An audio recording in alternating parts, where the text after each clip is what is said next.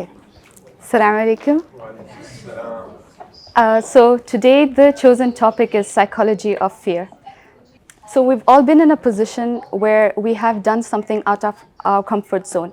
And I can definitely say that we can all agree that it has been a rewarding experience. But today, that's not what I'm here to talk about. Today, I'm here to zoom in on an underrated angle, which is why do we hate getting out of our comfort zone? According to research and development, one of our biggest hurdles to becoming great learners is fear. Fear of looking bad, fear of messing up, and fear of the unknown. And this is why 9 times out of 10, we prefer being in our comfort zone. Now, the intent of this talk is basically just to bridge the gap between what science says about fear and how we view fear and see fear on a daily basis, right? So first, I think it's important to understand where fear comes from.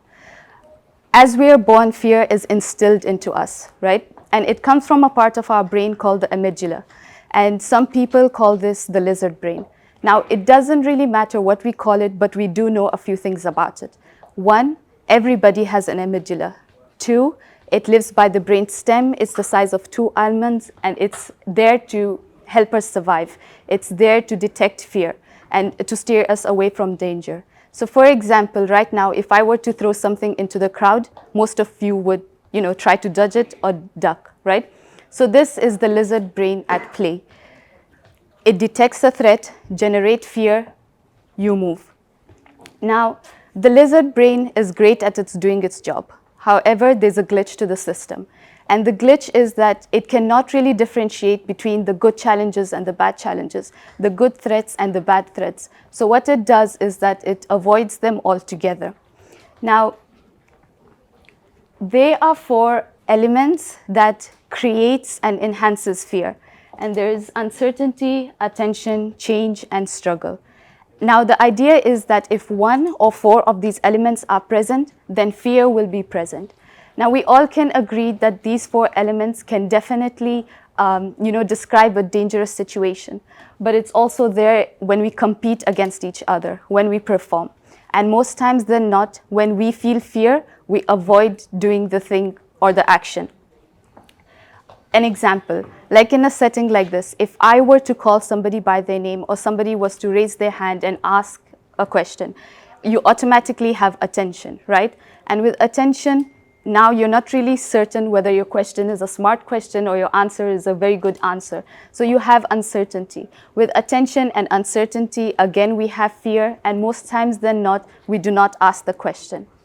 Procrastination. Procrastination, surprisingly, is a doing of the lizard brain. You see, in the eyes of the lizard brain, the world is black and white. It doesn't really understand what we're doing and why we're doing. What it tries to do is, in any given situation, it will always choose the thing that has less uncertainty, less attention, less change, and less struggle, right? So for example, in university or in school, we've had assignments, and well before ahead of time, we knew when that deadline was. But every leading day up to that deadline, we did nothing, right? So in the eyes of the lizard brain, it tried to it made us choose choices that had less struggle, right? So we would watch Netflix, hang out with friends. It knew that when we choose starting the assignment on a certain date, it means that we were going to struggle. Talking to people, doing research, in the eyes of the lizard brain, this is more struggle. So we leave it to the very last day when we had no option, do the struggle at the last moment. In its eyes, it's actually saving us. Now, our decisions sometimes are really impacted by fear, right? And there are really many different types of fear. But these are, some of the most common ones that people feel or face in the, daily basis in life. So the first one is fear of failure, which is not succeeding at a task or meeting expectations. So a simple scenario of this would be, or could be, is like you start a new job. You're scared of making mistakes. You want to meet your boss's expectations, right? But having that mindset that you need to be great, this translates in the fear, translates to being the fear of failure, like you're scared to try. Second would be the fear of unknown.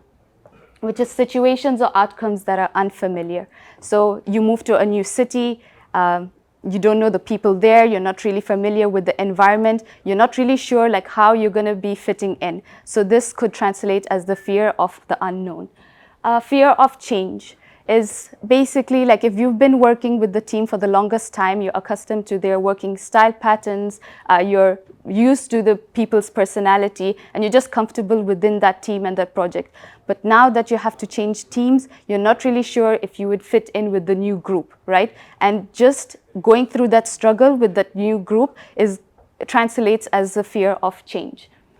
Fear of the future, which is of what may happen in the future. A simple scenario for this could be like if you are career change, right? You're making a career change into something that you have not much knowledge in, and you're not sure that you would be able to succeed in it. So there are so many factors that you think about. Your job security when you're starting this career. Financial status, especially if you have a family to support. So these are all the things that you think about that may affect like the fear of future. So all these at the end, create self-doubt, feeling anxious or being hesitant. So just a quick question, has anybody felt one of these fears? Raise your hand. All of them at one time. Too much fear. Okay, at least 4. بدر اللي عنده كذا جواب او شيء يعطيه. Yeah. Wait, are they 4 or 5? They're 4. This is just a point. Okay. Okay. Maybe 3 or 2. Okay, just in one word, how was your mental state when you had these fears together? I think, as you said in the last point, which is feeling anxious, is it? Yeah. Yeah. Anxious, self-doubt, being hesitant. I wouldn't say self-doubt, but I think anxious. Yeah, it's more of a describable word in that situation. Right. So maybe like fear of, most of the time what I feel is fear of the unknown. It's something like, I don't know what's gonna happen. Maybe also fear of the future. I think these two are similar, fear of the unknown and fear of the future. Because at the end of the day, you don't know what's gonna happen in the future as well. Right. So yeah, I think these two are most of the time. يعني. Okay, and at any point in time while having these fears, have you felt that they affected your decision making? Like at that time? Yeah, like when you were feeling those fears. Yeah, at the moment, but later on it's fine. And after I finish what I was doing, that made me يعني, feel this way. Yeah. So for you, it was like a one day thing? No, it depends on what I'm doing. one event. Okay, let's say, One for event example, thing? one event when... No, one thing is, for example, when I was standing in your position, when I was doing the Rihal talk at that time, it was fear of the unknown. Let's say, for example, fear of people's reactions, Right. fear of يعني, what I'm gonna say if I'm gonna fail, for Right. example, when I'm speaking. But يعني, it was at that moment, right? After I finished, it was fine. All of that fear and anxiety just went away. Okay, good. So the reason of me asking this was basically because at one point in my life, I felt all of them together. And this was in 2021. So I was born and raised in Dubai. And to be precise, 1 year and 11 months ago, I made the decision during the pandemic to move here to achieve a goal that I always wanted to achieve, right? So at the beginning of this journey, it was such an exciting thing, like new people, new job, new technology. And for people that know me, they really know that I like trying new things, right? So when the couple of first months, right, it's like the whole time that you're still trying to settle in, you're constantly busy. You really do not think like what you're actually doing, right? After couple of months that went in and you're settled down and you're like, okay, khalas, you are settled down. There is nothing to actually keep you busy on your toes. That's when I feel like I got hit with such a huge wave of homesickness, right? And with that homesickness, it got me into like a negative thinking. It got me into self-doubt, thinking like, did I actually make the right decision? Now, you see, fear is such a powerful force, right? It's easy to stand in this room and talk about what we could do and should do. And it's even easier to tell somebody else what we could do and should do. But sometimes when we sit and realize that fear sometimes does not only rob us of the potential outcome, which in my case was the actual goal, but it was also robbing me of the experience of being here. So for the longest time, I could say that in the DevOps teams, I would only communicate with the team that I actually, like the team or the people that I was actually working with. So on the days that those guys were not in, I never spoke to anybody. And in that moment in time, I realized that the fear, like my fear was robbing me of like personal development, like in terms of technical skills or just in terms of, you know, people talking skills or whatever, because at the end of the day, we all can learn from each other in some way or form. Now, coping with fear, right? The thing is with fear, it's not something that you cannot feel, right? There are different ways of coping with fear will actually just make the situation a bit better. So one is like, first is like identify the source of fear. Identify what you're scared of and why you're scared of that thing or the action, right? And list down what are the possible worst outcomes of that fear. And then try to analyze them. By analyzing them, it helps you maintain your emotion. Challenge your thoughts. So fear is often driven by negative thoughts. The moment that you actually feel fear, try to challenge your thoughts and ask yourself, are these really realistic? And do you have any evidence to back the thoughts that you're actually thinking of? Practice mindfulness. By being mindful, you're being in the present, right? And you're not really constantly thinking about future.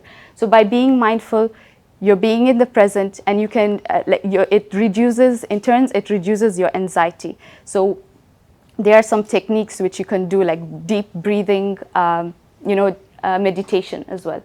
Seek support, talk to people, talk to your friends, talk to your family. And remember that whatever you're going through now, there is somebody who has actually have been through it before, right? And through their experience, they can guide you, or sometimes just speaking about your fears can help you feel less alone. And take small steps. So by taking small steps, you are basically just breaking down that fear from a large chunk into a smaller thing. You take small steps, and slowly but surely, like day after day, you find yourself that actually you are beating that fear. So this brings us to the million-dollar question, which is, can we actually get rid of fear completely? And is fear an emotion that we can not feel at all? The answer is no. Okay? The thing is that our brain is just doing its job. Our brain is nothing but a chemistry, right? The more we try to quieten, the more we try to kill, and the more we try to conquer the lizard brain, the more it freaks out. But what we can do is dance with the lizard brain, right? We can use the lizard brain as a compass. And any time that it's actually freaking out, it's only telling us that we are on to doing something great. We're on to do something bold and something powerful, right? So what we can do is listen to it and do the opposite of what it wants. For example, this talk, right? There were some wonderful guys in my DevOps team that actually asked me to do it, right? In the beginning, my lizard brain screamed at me and said, no, do not do it. Do not volunteer for this. But then I did the opposite of what it wanted me to do, and I said yes. You see, for all the times that we were told to be fearless and not be afraid, now that I think that we understand where fear comes from and how it works, I think we can see that there are two problems with this approach. By telling somebody to be fearless, we're basically asking them to do something that cannot be done. And indirectly, we're telling them not to get out of their comfort zone and not to actually try something new. And second, it creates shame around fear. Now, for example, you're sitting in the lobby right before your job interview, right? And you're already nervous because you're uncertain whether you'd get the job or not. Now somebody comes by and tells you, do not feel fear. Now you see what that does? You're already sitting there with your nervousness that you had from the beginning, and now you're thinking like, okay, I'm not supposed to be feeling this, something must be wrong. And this adds to the fear that you already had in the beginning. So what we have to understand is that anytime that we feel fear, it does not mean that we can't do it or something is wrong. It just means that we are human and this is a natural human behavior. So with the old approach, we used to view fear as a negative thing. We say that, okay, if I feel fear, that means I can't and shouldn't do this thing. But with the new approach, we say that, okay, this is a normal thing, and we are more likely to put ourselves in that position with that knowledge. Now, dancing with fear is a skill, right? The more we do it, the more we get better at it. And in my 2 years, almost 2 years of being here and putting myself in so many, outside of my comfort zone, what I can say is that the fear never goes away. But what it actually does, it kind of that's not fear, that's shock. What it does is it just builds onto, my confidence. You see, I'm not telling you to go home today and pick the one thing that scares you the most and do it. But what I'm saying is that if you view this as a skill, you can still practice fear and, participate in group settings. You can still practice fear and volunteer for the talk. You can still practice fear and get out of your comfort zone. Now, the idea is to be aware of the process and be aware of the choices, right? And by making the right choices to just get out a little bit of your comfort zone. And I think that is something that we can all do. Thank you.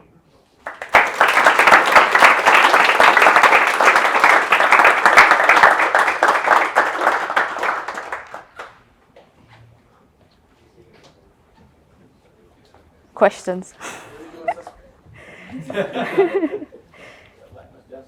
Unfortunately, I do have a question. I'm just following the stereotype. I'm falling back to it. Your number one step when you feel afraid, what do you do? It depends actually really on what is it. So if you give me like a certain... Most common step you take. The most frequent one, regardless of the fear. Freak out. Towards resolution. Oh, towards resolution. So, I don't know, like for me, it depends on like if I know somebody that actually has done that step, right? So, in this case scenario of me moving and everything, right? Like my brother is also like in another part of the world. So for me to understand like, am I the only one who's feeling like all these fears? So I spoke to him to feel, to get his insight and see that if he had these issues. But his main issue was like, the food is difficult to get here. So yeah, I think it's talking to people that have been through a similar situation. The similar situation. Noted. I think I'll return the question you asked me. What's a situation where you felt, that's not all, maybe most of the things that you've mentioned, like the type of fears. So I think these fears, they come and go, and they come and go in different phases of your life. But I use the example of all these at a certain point because I was in that mindset where I was missing where I came from, right? I was missing the people, I was missing, the lifestyle, I was just missing everything. So I was already in that low mindset and I was viewing everything in the negative light. So that's why I thought like, okay, did I really make the right decision? So, but yeah, like fear of failure, like when you start a new job, you really want to meet the expectations. So sometimes you do have the imposter syndrome and you're scared to make mistakes. Fear of change, like again, teams. So some of them are just reoccurs on daily basis in life. Nice. With your permission, Sharifa, I want to direct this question to Dr. Ahmed. Okay. No, seriously, because as we all know, like our fears at the beginning, for example, of our careers is usually has a higher volume than the more that we get experience either with life or with our careers. So I'm really interested also to hear the people who have been through a lot throughout their experience. They have worked with larger organizations, also with the multiple, let's say, fears at the beginning of their careers, and comparing this, like, for example, today, Doctor, when it comes about the careers or the fears that is currently we are having. What's the difference or the change that your experience took you through? Yeah, usually people, they are having fears whenever they want to, whenever they are changing their roles, not necessarily changing the whole organization. And the reason behind it is it's something in you. So, and there are so many elements. I really like your presentation, Sharifa. It mentioned a lot of things. Like people, they are afraid of the unknown or uncertainties. So one of the things is to calm them down by giving them kind of a clear goal of what they need to deliver or achieve. All right? That's one way. Another thing is you need to have a confidence. If like the management or someone selected you for an assignment, believe in yourself. All right? They are not selecting you to fail. They are selecting you because there is something special about you. All right? So that's another thing. If you have been given an assignment, take the opportunity and manage your fear. As you said, getting rid of a fear is something mostly impossible, but managing it, controlling it in a positive way, it will help you to do extra. You can move it from seeing it as a negative thing towards something positive. And how to do that is as I like when you highlighted, when you answered Ahmed, whenever you are facing a fear, like for example, changing from one job to another, before taking that decision, try to get more insights, research about it, see what's expected, try to understand more. The more you understand, the more you will be a bit confident to take that extra step.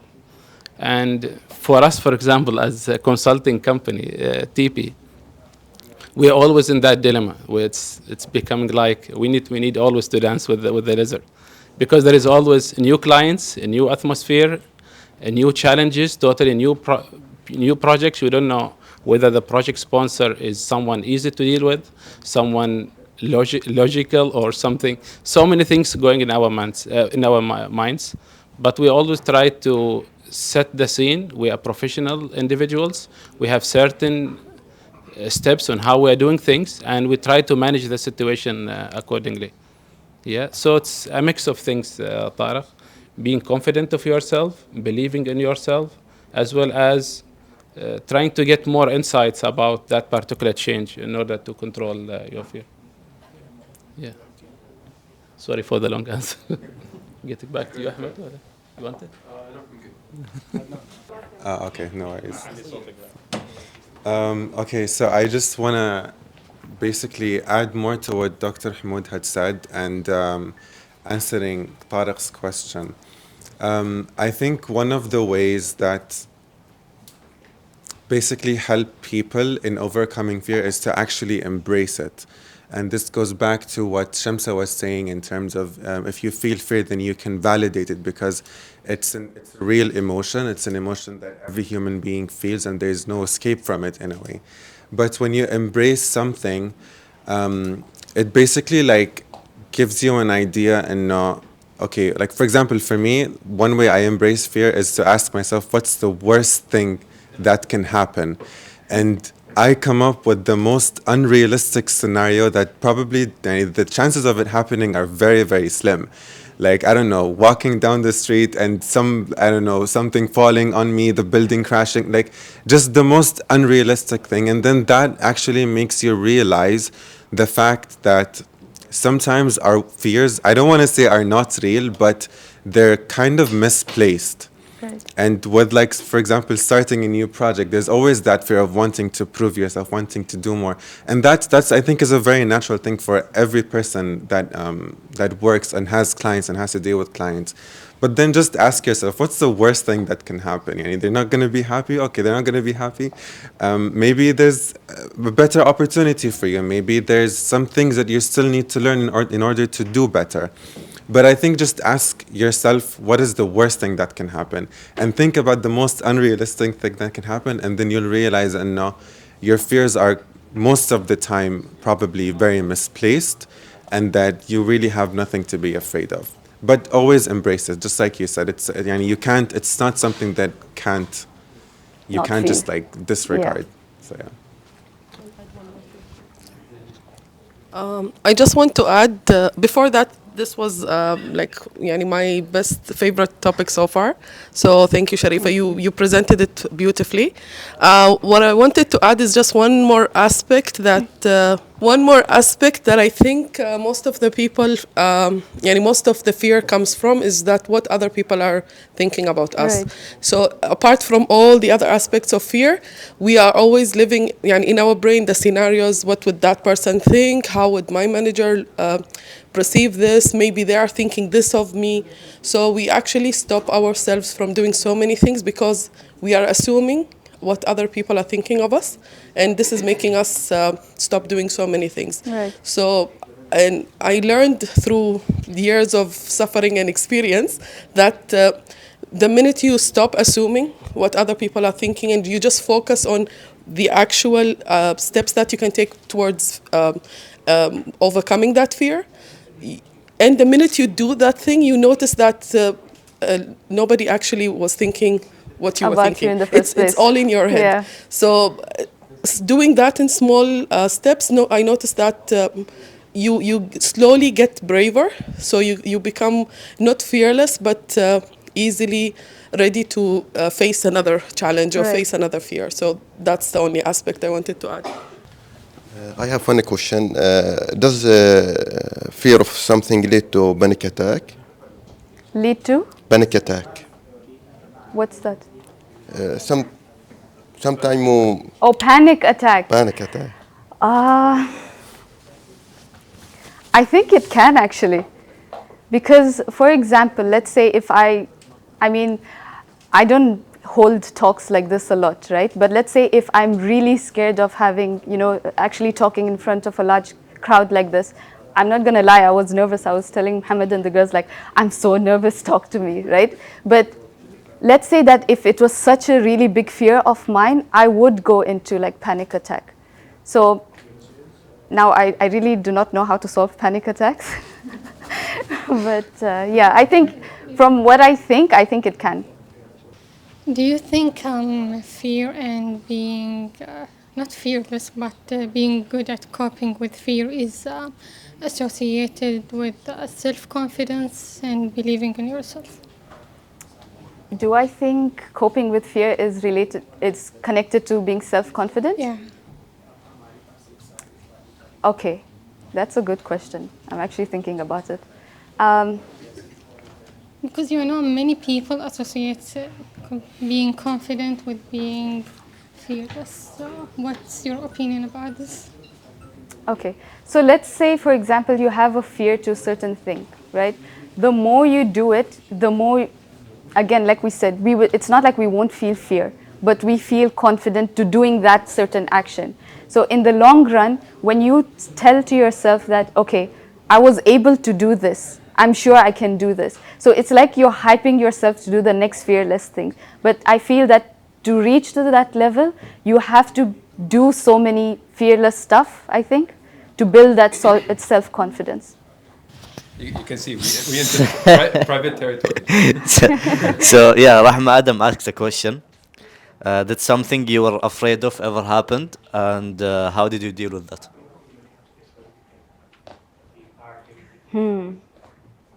Wow, you guys are actually challenging me, actually making me think. I'm sure they have been, but I just can't think of something right now, honestly. Like some things, honestly, I feel like you can't really avoid them in life, right? For example, like death. Like when somebody is sick and they have not much time left, even though you still have that fear of them going, right? So this is the only thing that came to my mind, that it has happened, like just the fear of losing that person, and it actually happened. And with coping with this, I just think it takes time. It's not something that you can,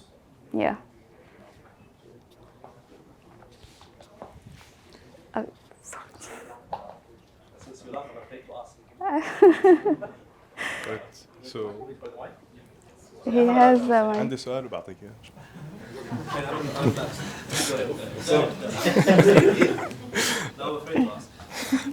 Okay, my سؤال comment هو يعني.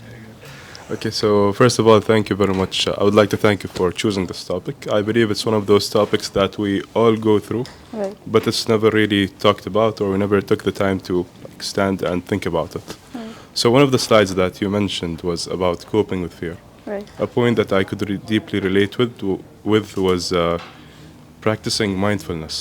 So especially when it comes to the fear of the future.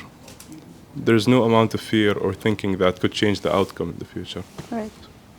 If I could give just a quick example about it, it would be, for example, if we're going to meet somebody that we fear meeting, or we fear the outcome of that meeting, or their just entire presence or their personality might be a bit scary. Right.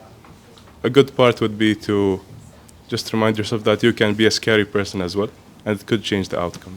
So it's a Goes balancing both act, ways, I yeah. believe. Yeah. Thank you. Thank you.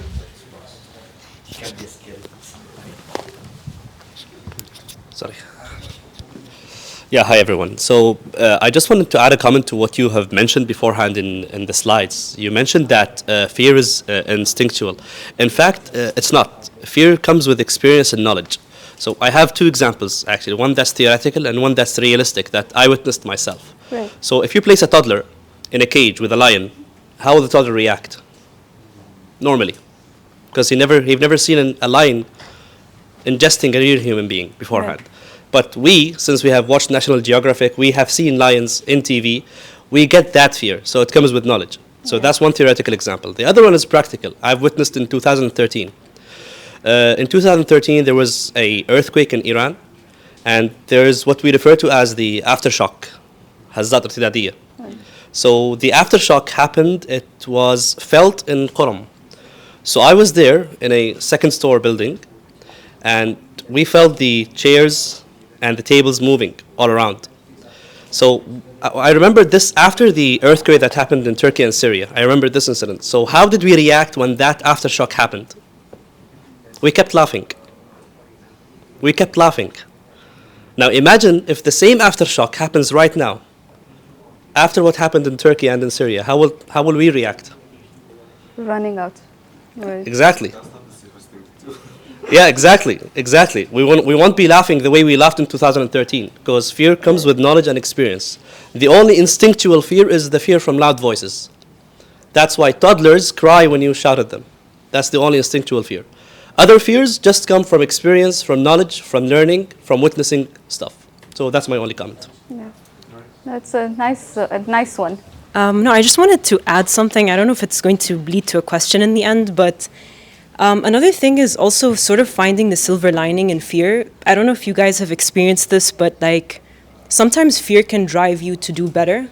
So like let's say I'm fearful of a presentation. So I will prepare as much as I possibly can, maybe over-prepare for it, right. But it all comes in handy because then you feel confident when you get there, right? Right. So, I mean, we have a psych student, by the way, not to put you on blast. Do you think that that's unhealthy to maybe use it in that way? No, not really. I feel like fear is one of the best motivational tools you can use. It depends on how you experience fear, because it's one of the things that can either really motivate you or it can really, consume you. Yeah. So it depends on the individual. If the individual really understands what they're experiencing, they understand how they process things, they understand how they think, then they could use the fear to their advantage, actually. Right. So, like, for example, I do have a fear of public speaking, but it's one of those things where I know I'm well-spoken, I know that I'm confident. So it's just a matter of, using that fear to keep you going. Right. So yeah, I feel like it is a good thing to do.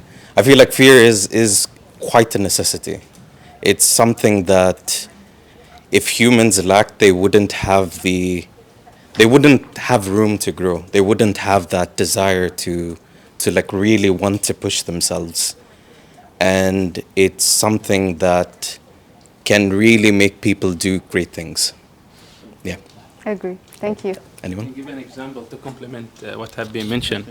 I remember when I was working on my PhD research and the thesis, I always try to be doubtful about whatever I'm doing. And the reason behind it is to push myself towards multiple aspects on whatever I'm doing. And I kept doing this until the day of the, meeting the panel for the final examination. So what I told myself before I entered to the panel room, I throw all of these doubts and fears in the nearest trash.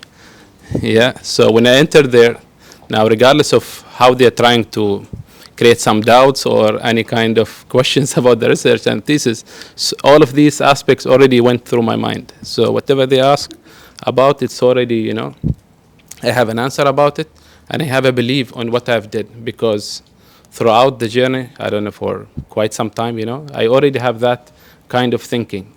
So having that fear is always, not to a certain extent, it's positive to push you, to do the extra mile, and whatever what you are doing. Is it real now? No, I just want to add to your point. I always try to come up with frameworks and equations because it makes it clear for me how to approach different situations. For me, when it comes to confusion, anxiety, and fear, the threshold is clear. Am I crippled? If yes, I need to do something about it to reduce the fear. If I'm not crippled, good. Then that fear is not impacting me negatively. Now I can use it as a fuel to proceed and find answers to my problem. And in finding those answers, I'll solve my problem and I'll go further. So I always, when someone approaches me and they say that they're afraid or anxious, I'm like, are you crippled? Or can buy it? Or can you actually move forward? No, it's not that much. Okay, good. Let's proceed. Because the issue is that we try to resist the feeling. That's bad. Your energy is going towards something that is not productive. You should direct it towards finding the solution. So unless you are crippled and you cannot do anything but what is your definition of crippled? If you cannot take action. At all? At all. Or little action towards resolution. Psychologists say, there's a grounding technique where it's deep breaths and so on. And there's also some practices that you can take, prayer, dua, kida, because it also has a meditative aspect to it, because it regulates your breath. Subhanallah, yani, it's a natural thing that already exists in it. Yani. Either way, it seems like doing that or this has that deep breaths, which is a grounding technique as well. So that's one way to battle crippleness from excessive emotions. Right. Okay. Anyway, take it. Thank you.